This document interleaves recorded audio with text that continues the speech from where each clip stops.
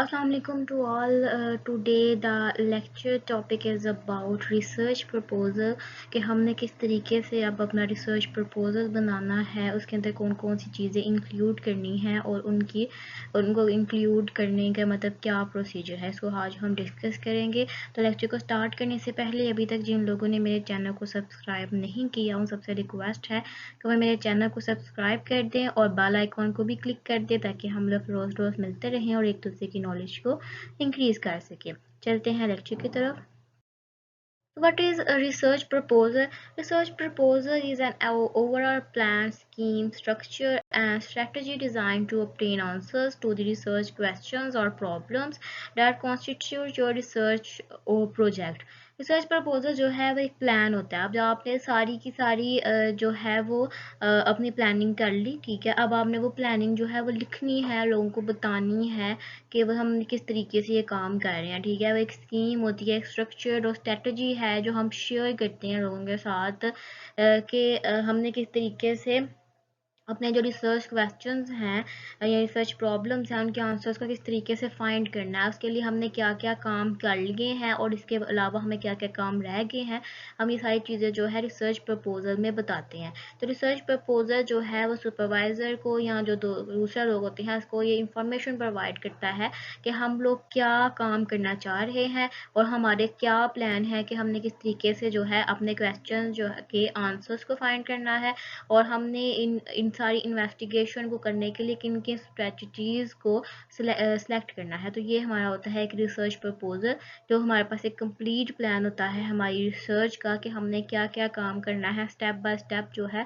वो सारे कामों की एक लिस्ट होती है हमारे पास, जो कि हम लोग रिसर्च प्रपोजल में लिखते हैं और उसको प्रेजेंट करते हैं। आ जाते हैं हमारे पास कौन कौन से कंटेंट्स हैं जो रिसर्च प्रपोजल में इंक्लूड होते हैं। तो इंट्रोडक्शन, और इंट्रोडक्शन के साथ साथ जो है लिटरेचर रिव्यू। अब कुछ लोग जो है वो इंट्रोडक्शन और लिटरेचर रिव्यू का अलग अलग चैप्टर बनाते हैं, लेकिन मोस्टली कुछ लोग जो हैं वो इंट्रोडक्शन के अंदर ही लिटरेचर रिव्यू को ऐड कर देते हैं, उसके बारे में रेफरेंस लिख देते हैं। उसके बाद हमें देखना होता है कि हमने अब स्टडी अगर करनी है लिटरेचर रिव्यू की तो वो थ्योरेटिकल बैकग्राउंड से करनी है, फ्रेमवर्क से करनी है या कॉन्सेप्चुअल फ्रेमवर्क से करनी है। उसके बाद हम देखते हैं कि हमारा ऑब्जेक्टिव क्या है। उसके अलावा अगर हमारे ऑब्जेक्टिव यानी कि वो स्टडी के लिहाज से होता है कि आपने हाइपोथेसिस कैसे बनाने हैं, तो वह सारे के सारे हाइपोथेसिस जो है वो किस तरह बनेंगे। उसके अलावा हमने कौन सा स्टडी डिज़ाइन चूज़ करना है, उसके अलावा जो सेटिंग किस तरह करनी है हमने अपनी स्टडी की, फिर हमने कौन सा इंस्ट्रूमेंट यूज़ करना है, फिर अपना सैम्पल साइज़ कितना रखना है, सैम्पलिंग टेक्निक कौन सी यूज़ करनी है, और हमने एथिकल इश्यूज़ को भी देखना है, डाटा प्रोसेसिंग प्रोसीजर्स भी देखने हैं।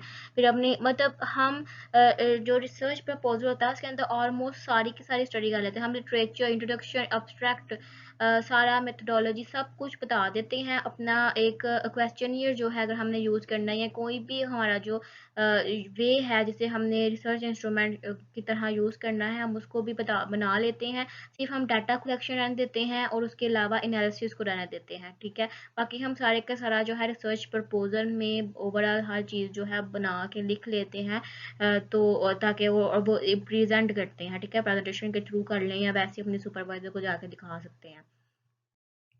अब अगर हम इंट्रोडक्शन जब लिखते हैं अब रिसर्च प्रपोजल में, और कुछ लोग इसके साथ लिटरेचर रिव्यू को भी मर्ज कर लेते हैं, कुछ लोग अलग से चैप्टर बना लेते हैं, वो आपकी अपनी मर्जी होती है।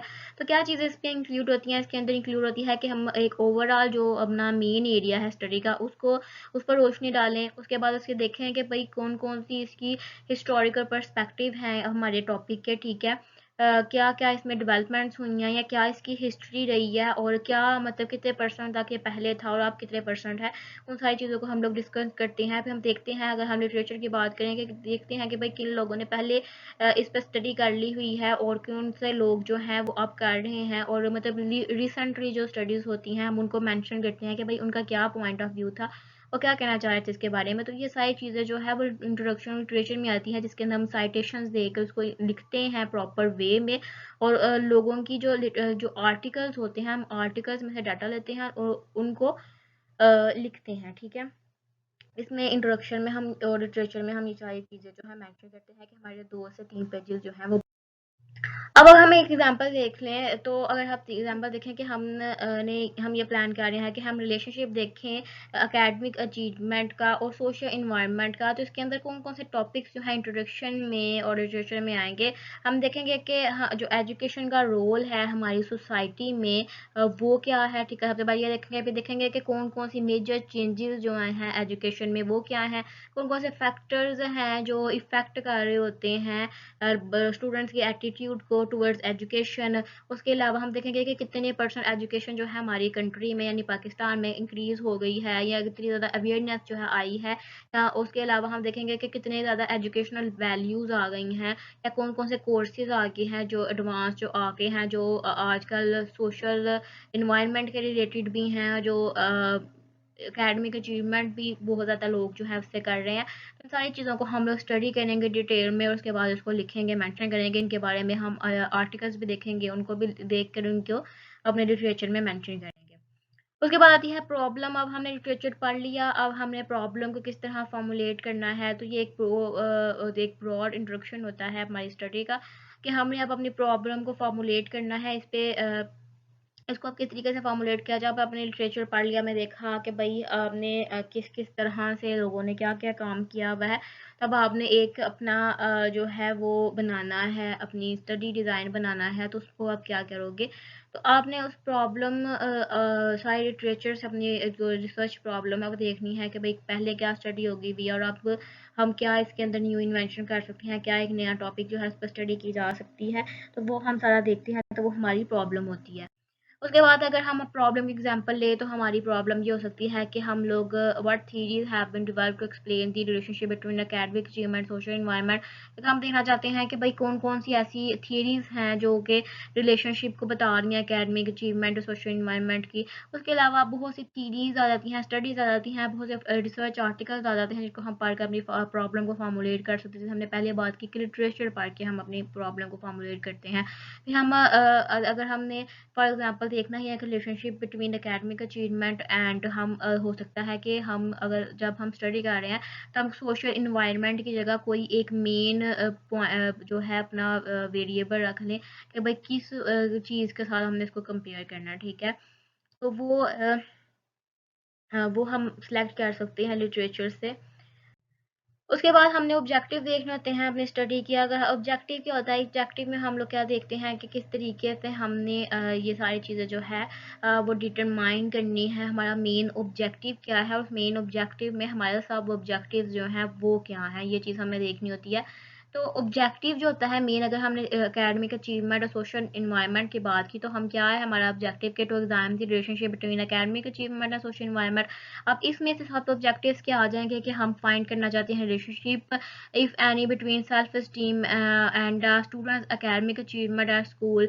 उसके बाद exam the links between students peer group and academic achievement to explore the relationship between academic achievement and the attitude of a student towards teachers. अब ये सब ऑब्जेक्टिव जो है वो हमारी होती हैं कि हम देखते हैं कि जो हमें लग रहा होता है कि भाई इस स्टडी के अंदर ये चीज़ें भी इन्वॉल्व हो सकती हैं, ये फैक्टर्स भी आ सकते हैं, तो वो मद्देनजर रखते हुए हम हमें सब ऑब्जेक्टिव को क्रिएट करते हैं, ठीक है।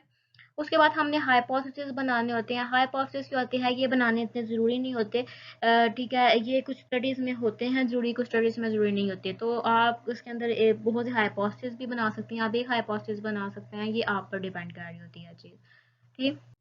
अब हाइपोथेसिस जिस तरह अगर हमने इस एग्जांपल पे बनाने हैं, तो हम ये बना सकते हैं कि student self esteem and academic achievement at school are positively correlated, या फिर the greater the parental environment in a student study the higher the academic. या कोई भी आप इसमें हाइपोथेसिस जो है इसके अलावा बना सकते हैं, जो आपको सही लगता है, जो आप सर्च आउट करना चाहते हैं। वो आप पे डिपेंड कर रहा होता है कि आपने हाइपोथेसिस बनाना नहीं बनाना, उसके क्या स्टडी करनी है। अगर आप बना लें तो आपकी वैल्यू ज़्यादा हो जाती है, तो वो अच्छा रहता है, ठीक है।